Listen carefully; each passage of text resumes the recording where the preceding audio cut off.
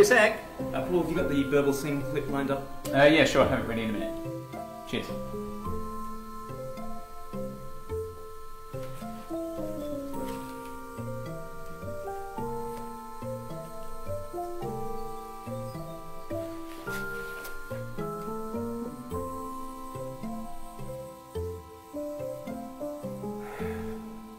What's the matter? Buffering.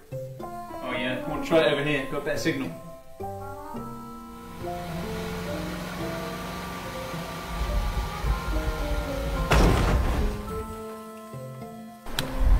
Hey, put you on your Bible! 네, 방금 보셨던 영상의 제목이 뭘까요? 혹시 게스하실 수 있는 분 계신가요? 방금 그 영상의 제목은 If we treat our Bible like our smartphone이었습니다.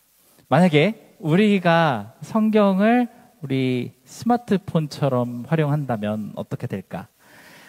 우리는 정말 스마트폰이랑 여러 기기에 노출되는 시간이 정말 많죠. 일을 하기 위해서도 스마트폰이나 아니면 전자기기를 해야 되지만 요즘은 거의 중독에 가깝게 이렇게 눈을 떼지 못하는 모습이 우리 현대인의 모습이 아닌가 하는 생각이 듭니다. 조금 과장스럽긴 한데 거의 이런 모습으로 우리가 하나님의 말씀을 이렇게 묵상하게 된다면 어떻게 될까요? 오늘 말씀의 시편 1편에는 하나님의 율법을 즐거워하며 그 율법을 주야로 묵상하는 사람이 의인이라고 표현을 합니다. 이 말씀을 1편에서 보니까 이 영상이 떠오르더라고요. 이 나오는 배우의 모습이 정말 성경에서 눈을 떼지 못해서 어쩌지 못하는 모습을 보여주죠. 만약에 우리가 이 영상에 나온 배우처럼 하나님의 말씀을 너무나도 좋아서 손에서 놓치지 못하고 계속 붙들고 묵상을 하는 그런 사람이 있다면 그 사람의 인생은 어떻게 얼마나 놀랍게 변하게 될까요? 정말 상상하기도 힘든 그런 놀라운 일이 있을 것이 분명합니다. 우리 삶에 지금까지는 그렇게 하지 못했더라도 잠시만이라도 이렇게 하나님의 말씀에 푹 빠져 사는 시간이 있다면 정말 의미 있는 그런 시간이 될 것 같습니다. 오늘 벌써 8월의 첫째 주 예배를 우리가 드리게 되었는데요. 벌써 올해 2025년에 3분의 2가 지나갔습니다. 근데 아직 3분의 1이 남아 있습니다. 마침 8월에 이제 시작하는 주이니까 바쁘고 분주하고 참 여러 가지 일들이 있겠지만 남은 4개월 동안 이렇게 하나님의 말씀에 푹 빠져서 살아보는 것도 아주 좋은 선택이 될 거라고 믿습니다. 여러분한테 강력하게 추천드리고 싶습니다. 저는 이번 주랑 다음 주의 말씀을 통해서 시편에 나오는 아주 중요한 두 가지 주제를 한번 나누어 보려고 합니다. 아마 우리 모든 그리스도인들의 삶에서 가장 중요한 주제가 될 수도 있다고 생각을 하는데요. 그것은 시편이 그 고대 이스라엘 백성들에게만 중요한 것이 아니라 오늘날을 살아가는 모든 신앙인들에게 가장 중요한 주제라고 이야기하는 두 가지 토픽입니다. 오늘은 그 첫 번째 시간으로 이 시편을 통해서 의인의 길이라고 하는 대주제를 먼저 살펴보았으면 좋겠습니다. 근데 이 주제에 넘어가기 전에 우리는 시편이라는 책이 어떤 책인지 조금은 지식을 가지고 들어갈 수 있었으면 좋겠습니다. 시편은 원래 유대인들에게 150편들 아주 중요한 시편들을 마구잡이로 이렇게 갖다가 막 책에다가 집어넣은 랜덤한 시집 모음이 아니고요.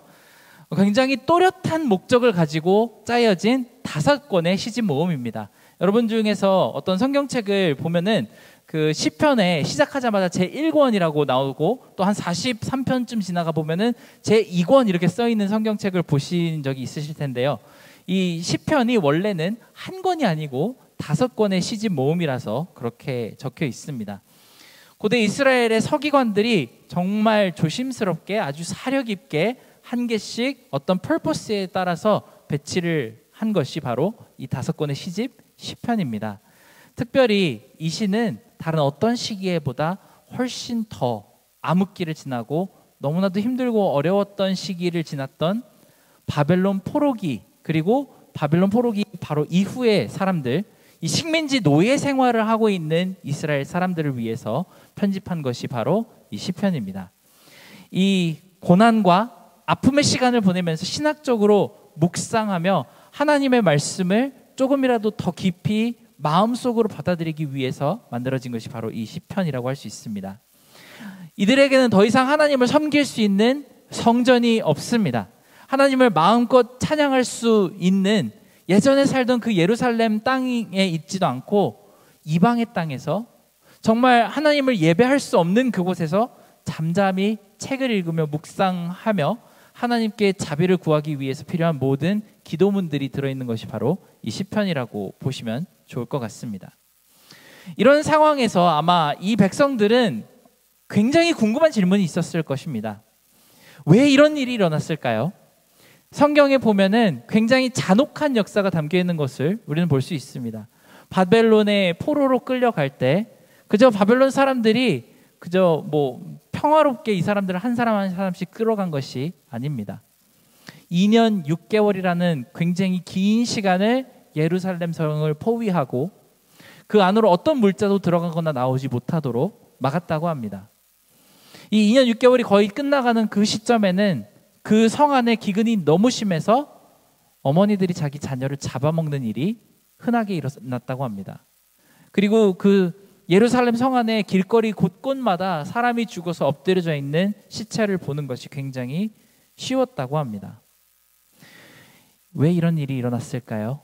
왜 하나님은 그 백성들에게 이렇게 잔혹한 일을 경험하게 하시고 또 오랜 시간 고통을 받게 하시는 걸까요? 왜 아무리 기도해도 하나님은 그 기도에 응답하시지 않는 것일까요? 하나님은 언제까지 진노하실까요? 이 어두운 터널은 언제까지 이어질 것이고 이 어두운 터널의 끝은 어떤 방식으로 언제 나타나게 될까요? 이런 갑갑한 마음에 여러 가지 하나님께 질문을 가지고 많은 사람들이 시편을 집어들어 읽었을 것입니다.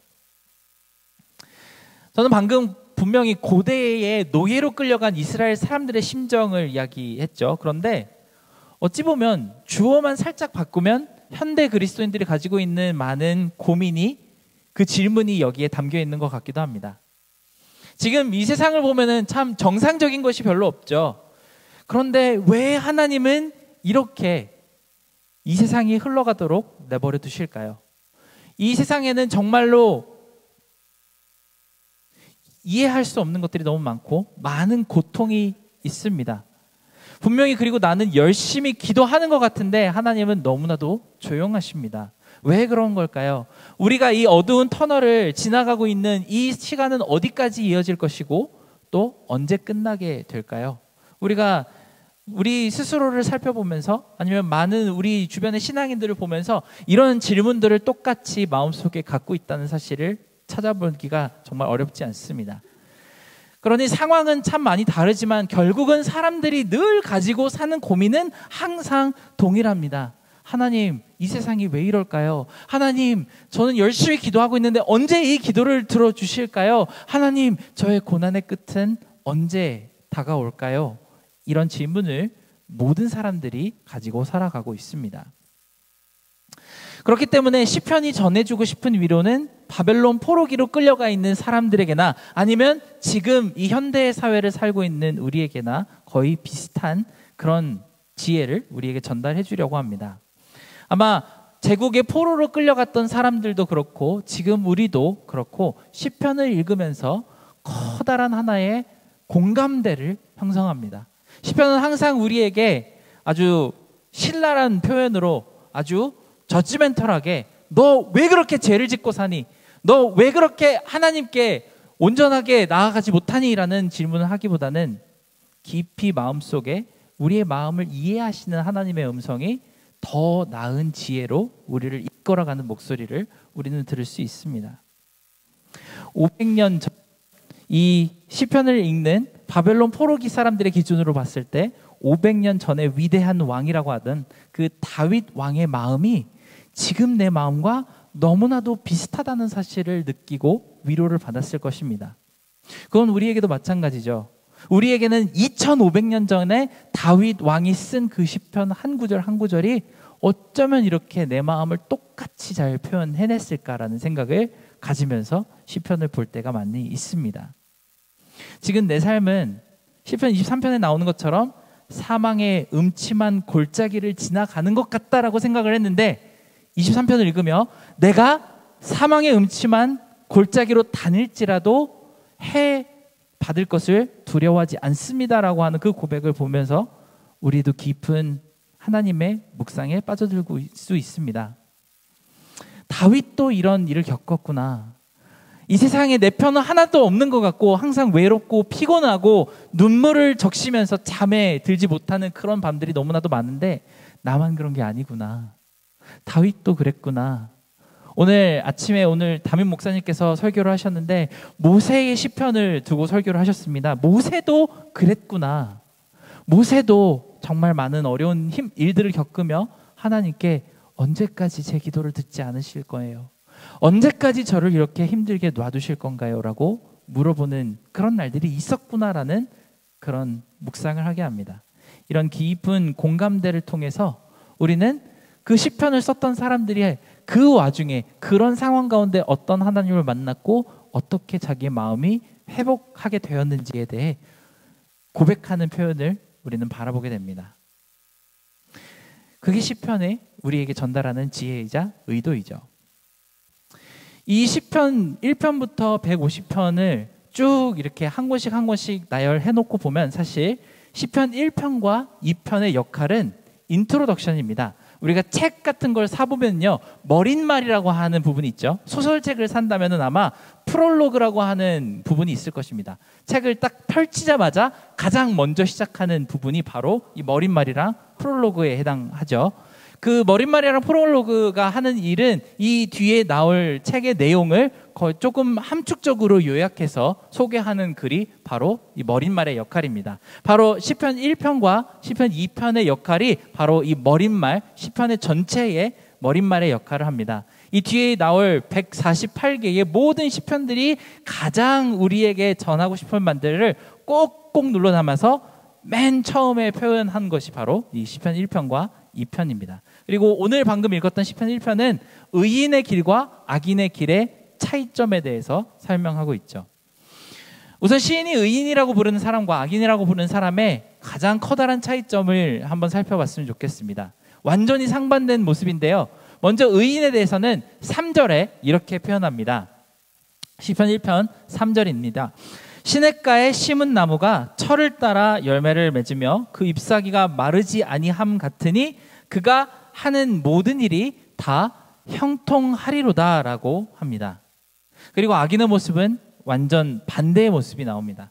마치 바람에 나는 먼지처럼 이리저리로 흩날리는 모습을 보여주죠. 겨라고 하는데요. 바람에 날리는 겨와 같다고 하는데 여기서 겨라고 하는 것은 곡식의 껍질을 이야기한다고 합니다. 옛날에 뭐 곡식을 추수하고 도리깨로 막 땅땅 치면 무거운 알곡은 밑으로 떨어지고 껍질은 바람에 이렇게 휙 날아가게 했다고 합니다. 저도 해본 적이 없어서요. 사실 잘 모르겠는데요. 뭐 그렇다고만 알고 있습니다. 의인과 악인의 모습은 이렇게 너무나도 커다란 차이가 납니다. 그런데 시편에 나오는 바람에 이리저리 흩날리는 악인의 모습을 볼 때 지금 우리 사회의 모습이 이렇지 않을까 하는 모습을 걱정스럽게 떠올릴 수밖에 없습니다. 2025년 아직 다 지나지도 않았는데 벌써부터 올해의 키워드가 등장을 했습니다. uncertainty라고 합니다.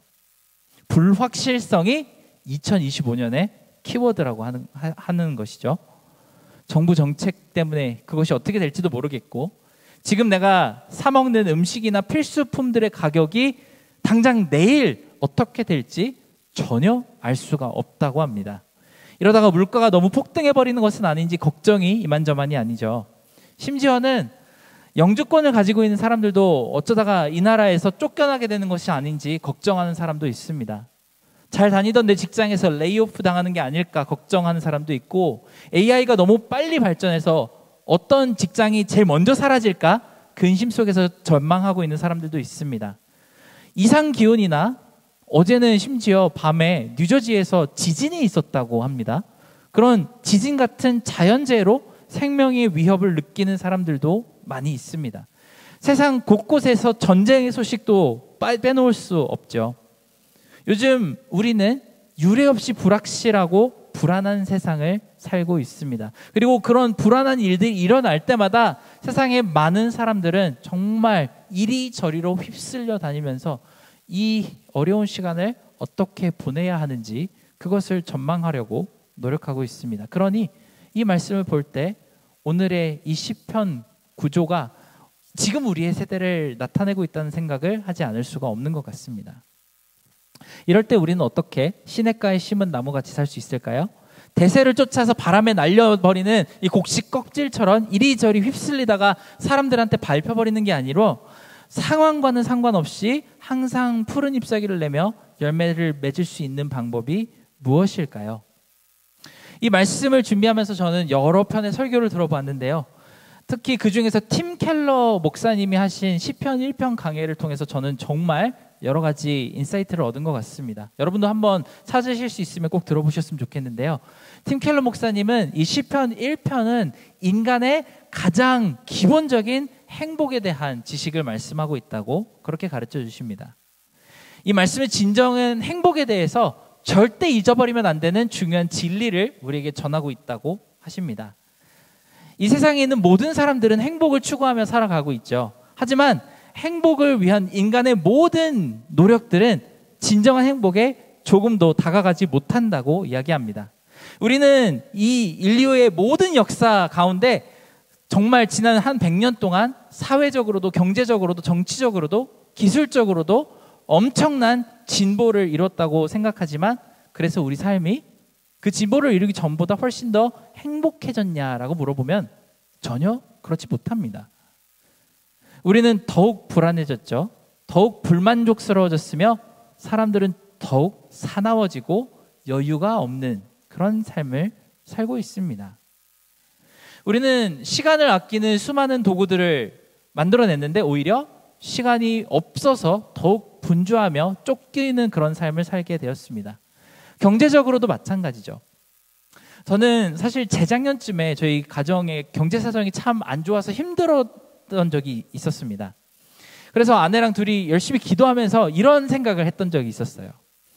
딱 한 달에 $1,000만 더 들어오면 너무 좋겠다. 한 달에 딱 더도 말고 덜도 말고 $1,000만 더 있으면은 너무 행복하겠다라는 생각을 했었더랬습니다.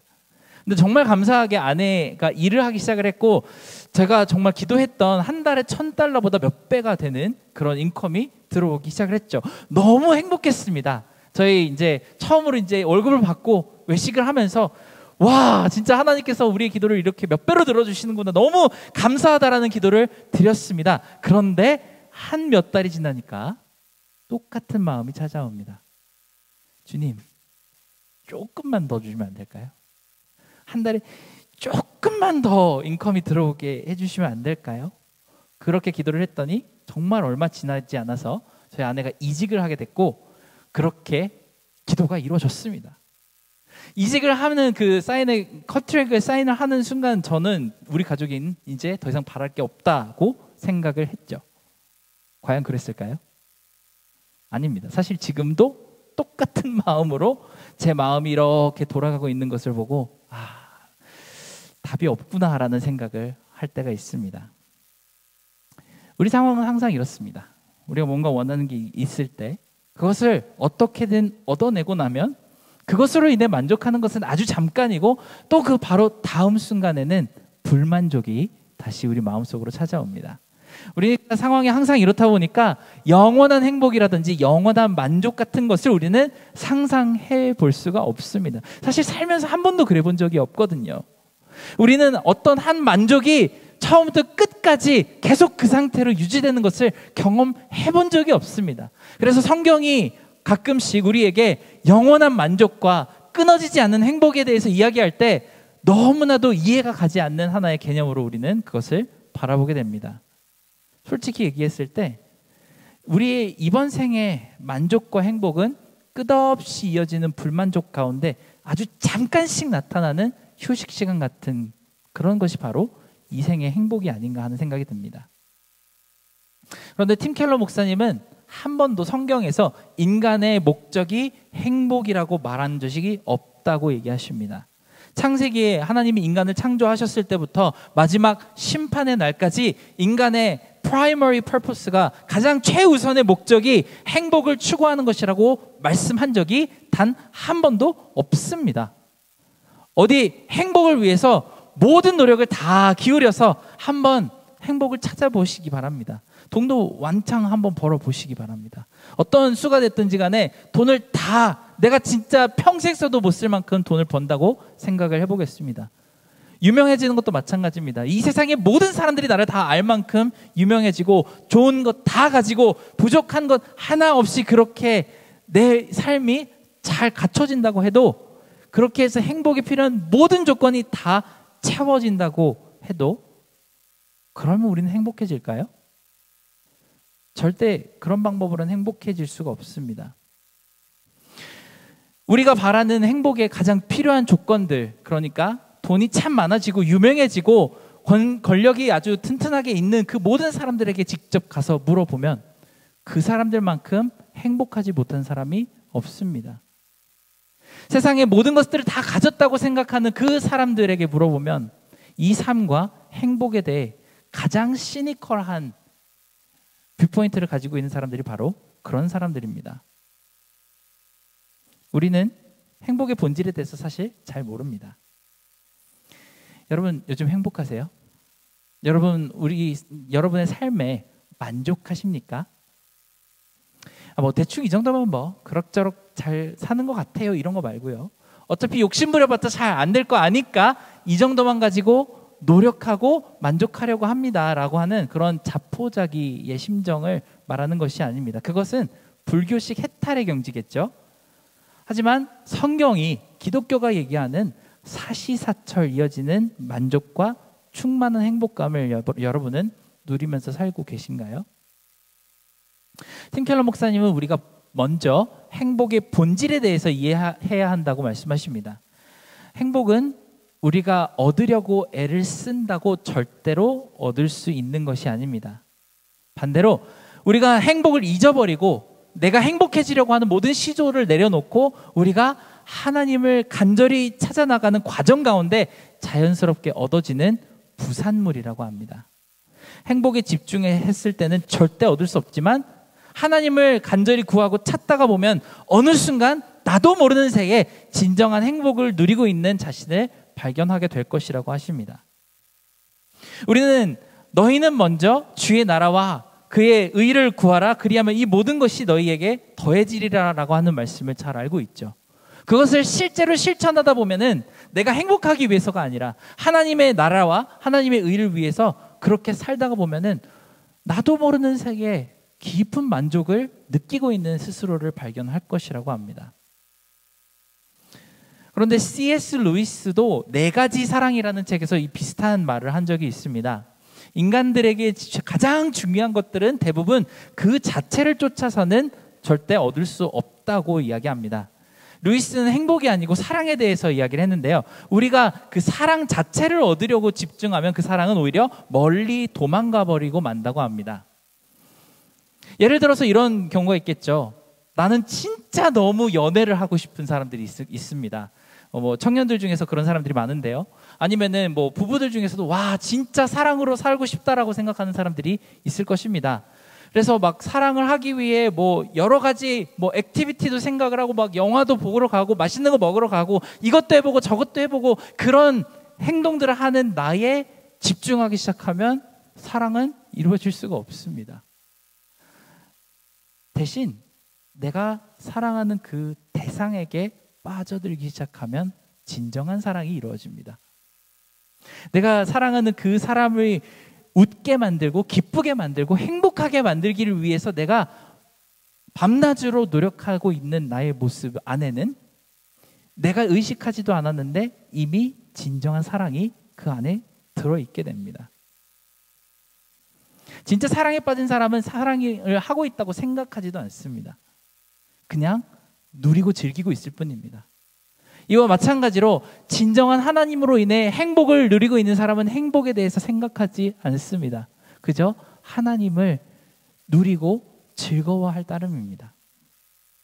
팀 켈러 목사님과 C.S. 루이스의 말씀을 조금 심하게 암축해보면 이런 결론이 나옵니다. 우리 인간에게 진짜 행복은 하나님에게 푹 빠진 사람이 느끼는 자연스러운 감정입니다. 그것을 시편 1편은 의인의 길이라고 부르며 이것이 마치 시냇가에 심은 나무와 같다고 표현합니다. 여기에서 3절에 철마다라고 하는 단어가 참 중요한 표현인 것 같습니다. 우리도 이번 한 주를 겪어보시면서 굉장히 다이나믹한 날씨들을 겪어보셨죠. 월 화요일에는 너무나도 더웠고 한 수목요일에는 비가 너무나도 많이 와서 저희 교역자 카톡에는 베이사이드 지역에 물이 이렇게 홍수가 나가지고 넘실거리는 장면을 우리가 본 적이 있습니다. 그러더니 어제 토요일에는 뉴저지에 지진이 났다는 이야기까지 들으니 이 사시사철이라고 하는 이 일주일 안에도 정말로 많은 날씨와 계절들이 왔다 갔다 하는 것을 볼 수 있었던 것 같습니다. 우리 삶이 다 그렇습니다. 여름 폭염의 날씨도 있고 태풍이 부는 계절도 있는가 하면 모든 것이 삭막하고 추운 겨울 같은 그런 날씨도 있습니다. 그런데 이 나무는 어쩐 일인지 주변의 계절하고 전혀 상관없이 항상 건강하고 아름다운 상태를 유지합니다.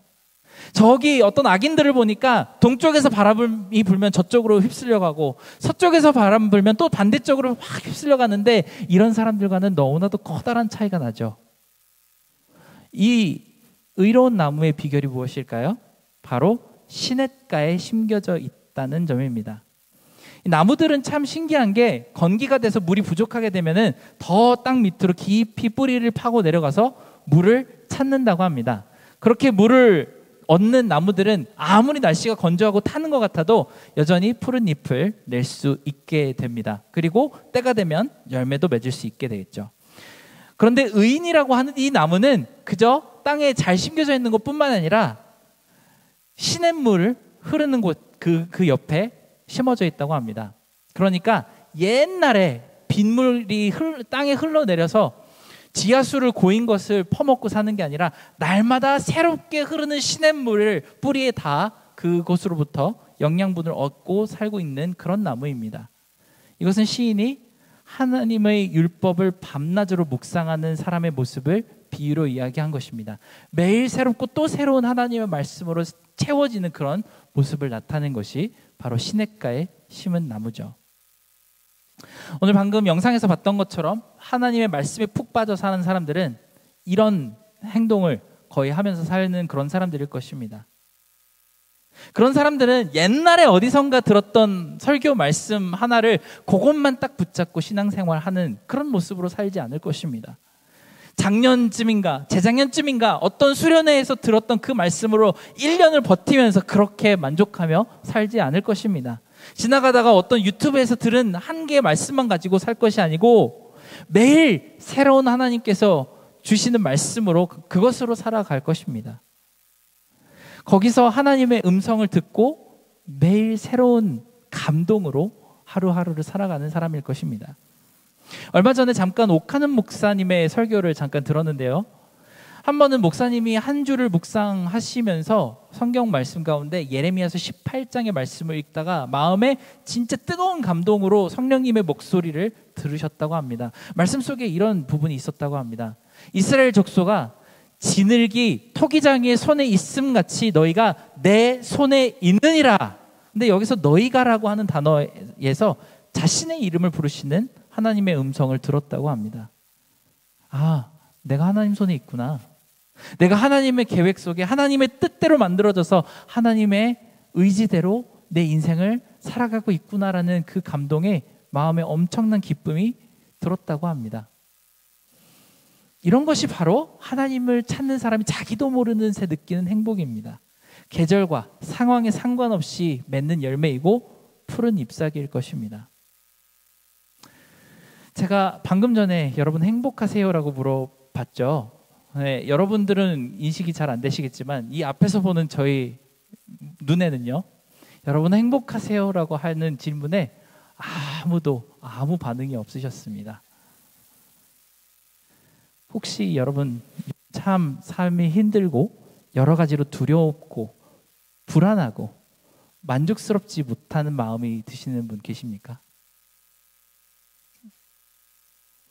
그렇다면 어떻게 하면 우리는 행복과 만족을 되찾을 수 있을지 고민하지 마시기 바랍니다. 우리가 행복하려고 그것을 chase after 하는 것으로 결코 그것을 얻을 수가 없습니다. 대신 이것을 우리 마음속에 스스로 한번 질문해 보셨으면 좋겠습니다. 내가 하나님의 말씀 속에서 진짜 감동하고 은혜 받았던 게 언제였지?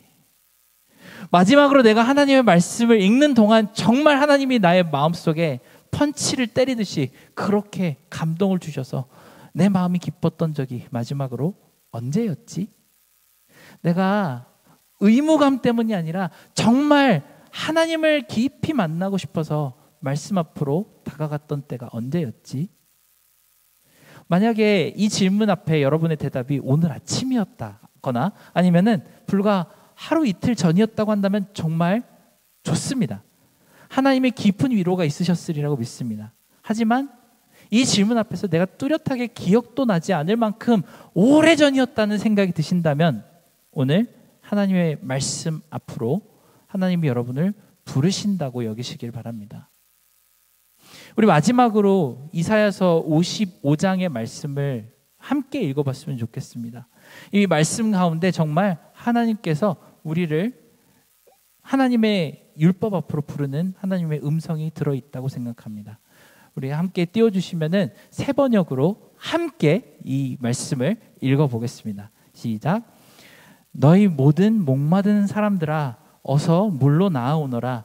돈이 없는 사람도 오너라. 너희는 와서 사서 먹되 돈도 내지 말고 값도 지불하지 말고 포도주와 젖을 사거라.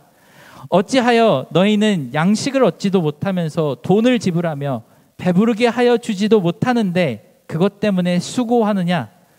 들어라. 내가 하는 말을 들어라. 그리하면 너희가 좋은 것을 먹으며 기름진 것으로 너희 마음이 즐거울 것이다. 너희는 귀를 기울이고 나에게 와서 들어라. 그러면 너희 영혼이 살 것이다. 너희 영혼이 살 것이다. 이 기대를 가지고 하나님의 말씀 앞으로 나아갈 수 있었으면 좋겠습니다.